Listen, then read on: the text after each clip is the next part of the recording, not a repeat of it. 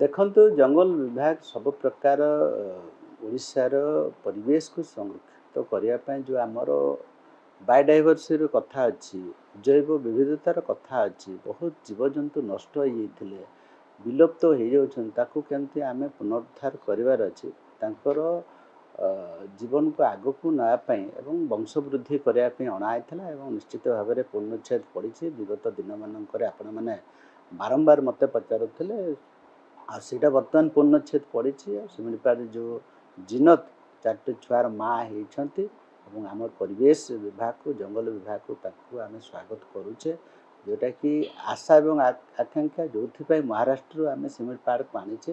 ବର୍ତ୍ତମାନ ସେ ଆମ ପରିବାର ଏବଂ ଶିମିଳିପାଳର ଜଣେ ବିଧିବଦ୍ଧ ଭାବରେ ଗୋଟେ ମାନେ ମୁରବୀ ହିସାବରେ ଜଙ୍ଗଲର ଜୀବଜନ୍ତୁ ଏବଂ ଲୋକମାନଙ୍କ ସହିତ ଖାପ ଖୁଆଇ ଚଳିବେ ବୋଲି ଆଶା କରୁଛି। 4ଟା ଛୁଆର ମାଆ ହେଇଛନ୍ତି, 20 ଦିନ ପୂର୍ବରୁ 4ଟା ଛୁଆକୁ ଜନ୍ମ ନେଇଥିଲେ, ବର୍ତ୍ତମାନ ସେମାନେ ଆଖି ଖୋଲି ନାହାନ୍ତି। ଜଙ୍ଗଲ ବିଭାଗ ତାକୁ GPS ଟ୍ରାକିଂ କରିକି ତାଙ୍କର କ୍ଲୋଜ୍ ମନିଟରିଂ କରାହେଉଛି। ବିଭିନ୍ନ ପ୍ରକାର ଆମ ସ୍କ୍ୱାଡ୍ ମଧ୍ୟ ସେଥିରେ ବର୍ତ୍ତମାନ ଲାଗିବେ, ଯେମିତି ତାଙ୍କର ଛୁଆ ସୁରକ୍ଷିତ ହେଇକି ବଞ୍ଚିବେ, ସେ ଦିଗରେ କାମ କରୁଛି ଜଙ୍ଗଲ ବିଭାଗ।